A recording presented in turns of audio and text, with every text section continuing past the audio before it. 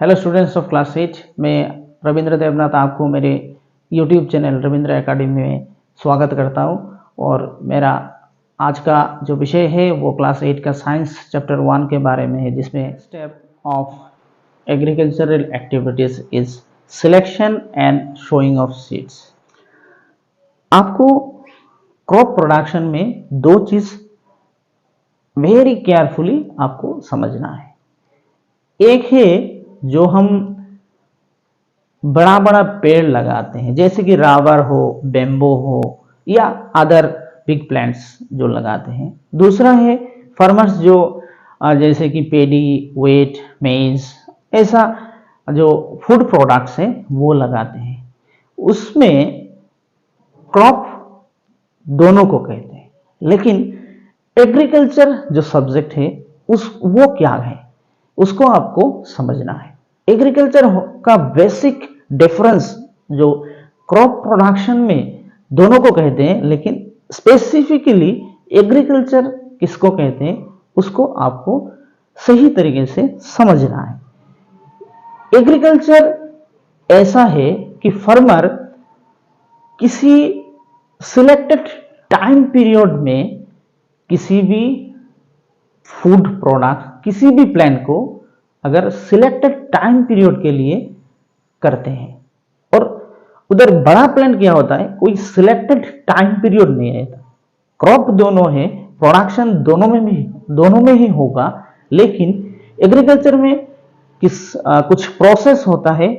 Selected time period में कुछ process, कुछ स्टेप्स को फॉलो करके फार्मर अपना प्रोडक्शन करते हैं। बड़ा पेड़ होने से प्लांटेशन तक और धीरे धीरे थोड़ा बड़ा होने तक हमका वो केयरिंग लिमिटेड रहता है। बाद में उसका धीरे धीरे अपने आप में वो बड़ा हो जाता है। वो अपने आप जब बड़ा होता है तो वो प्रोडक्शन देना शुरू कर देता है। फिर भी हम उसको केयर करते हैं, लेकिन वो लॉन्ग टर्म प्रोसेस है। और ये जो एग्रीकल्चर है ये वेरी शॉर्ट टर्म प्रोसेस है। सिलेक्टेड कुछ स्पेसिफिक समय के लिए डिफरेंट सीजन में डिफरेंट आता है, डिफरेंट सीजन में डिफरेंट टाइप्स ऑफ क्रॉप्स आता है। और उसको सही तरीके से अगर सही टाइम पे सही काम नहीं किया तो प्रोडक्शन अच्छा नहीं होगा। तो यही था बेसिक डिफरेंस क्रॉप प्रोडक्शन में बड़ा पेड़ लगाने का जो हमारा जो डिफरेंस छोटा पेड़ से। यहाँ पे हम जो बातें कर रहे हैं वो एक्चुअली हम एग्रीकल्चर का जो छोटा प्लान है, मतलब हमारा जो फार्मर जो स्पेसिफिक टाइम पीरियड के लिए कुछ एक्टिविटीज है सीरियली वो करते हैं, सही समय पे सही काम करके जो प्रोडक्शन करते हैं, यील्डिंग करते हैं, उसके बारे में ज़्यादा इसमें बताया गया है। ये सिलेक्शन ऑफ सीड और शोइंग ऑफ सीड दोनों ही बहुत इंपॉर्टेंट है, क्योंकि ये दोनों स्टेप्स अगर हम सही तरीके से नहीं करते तो हमारा यील्डिंग कम होगा। तो सिलेक्शन क्यों करना है, क्योंकि हमारा जो क्वालिटी ऑफ प्रोडक्ट अच्छा होना चाहिए। इसके लिए हम अच्छा क्वालिटी का सीड को सिलेक्शन करेंगे। अगर सीड अच्छा नहीं होगा तो आगे जाके हमारा प्लांट अच्छा नहीं होगा। प्लांट अगर अच्छा नहीं होगा तो उससे हमारा जो प्रोडक्शन चाहिए वो अच्छा नहीं होगा। तो increase the quality of the yielding, हमें क्वालिटी इंक्रीज करना है। इसलिए हमको पहले से ही सही सीड को सिलेक्शन कर लेना है। ऐसा होता है कि कुछ डिजीज इन्फेक्ट करता है सीड को। अगर वो इन्फेक्टेड सीड हम लगा दें तो उसका जो डिजीज है वो आगे जाके ट्रांसमिट होगा। इसके लिए भी हमारा अच्छा क्वालिटी यील्डिंग नहीं होगा। तो सिलेक्शन कर लेना है। जो शोइंग के पहले ही हमें वो जो डिजीज वाला सीड से उसको निकाल देना है। अच्छा सीड हमको लगाना है।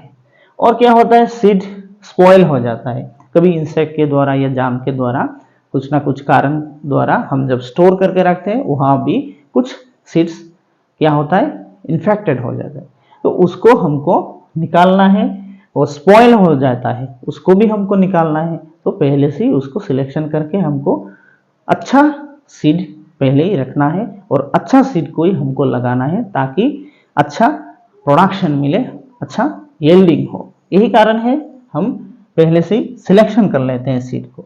दूसरा है शोइंग। शोइंग अगर प्रॉपर तरीके से ना हो तो क्या होगा, मान लीजिए कि कहीं ज़्यादा सीड्स, एक जगह पे ज़्यादा सीड्स लगा दिया और कहीं पे सीड नहीं है, तो एक जगह ज़्यादा हमारा प्लांट हो जाएगा, तो वहाँ जो न्यूट्रिएंट्स है उस न्यूट्रिएंट पे हर सीड का अपना वो शेयर लेना चाहेगा, कंपटीशन हो जाएगा। तो वहाँ पे जो सरवाइव कर सकेगा उनमें से वही अच्छा प्लांट होगा, उनमें से कुछ अच्छा नहीं होगा।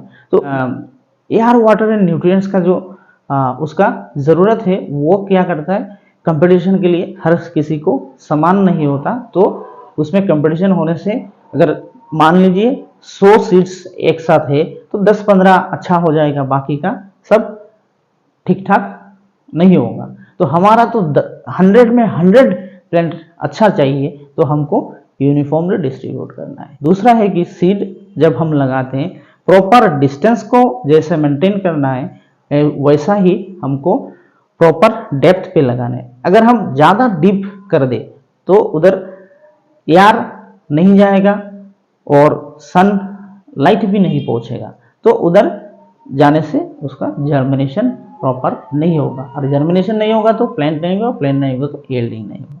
ये हमको ध्यान में रखना है जब हम सीड को शो करते हैं, प्रॉपर डेप्थ पे करना है ताकि एयर, वाटर एंड मिनरल्स जो है और सनलाइट प्रॉपर तरीके से मिले, जर्मिनेशन अच्छा हो।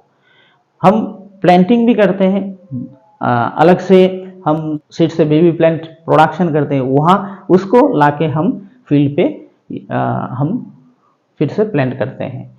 वो प्लांटेशन करने के समय भी हमको प्रॉपर डिस्टेंस मेंटेन करके करना है ताकि ना हो। उस कंपटीशन ना होने के लिए हमें प्रॉपर डिस्टेंस मेंटेन करना है, और डिफरेंट प्लांट का डिफरेंट डिस्टेंस का मेंटेनिंग है, डिफरेंट प्लांट के लिए डिफरेंट डिस्टेंस रखना है। हर प्लांट एक ही डिस्टेंस पे नहीं होता, मतलब एक प्लांट से दूसरा प्लांट और या एक सीड से दूसरा सीड का जो डिस्टेंस है, डिफरेंट प्लांट के लिए डिफरेंट डिस्टेंस होना चाहिए, वो हमें प्रॉपरली मालूम होना चाहिए। If you have any kind of doubt you must comment me in my video, and if you like my discussion, just like my video and share it to others, and for getting the next video you subscribe my channel, and thank you for watching the whole video, and hope that I will get you in the next video.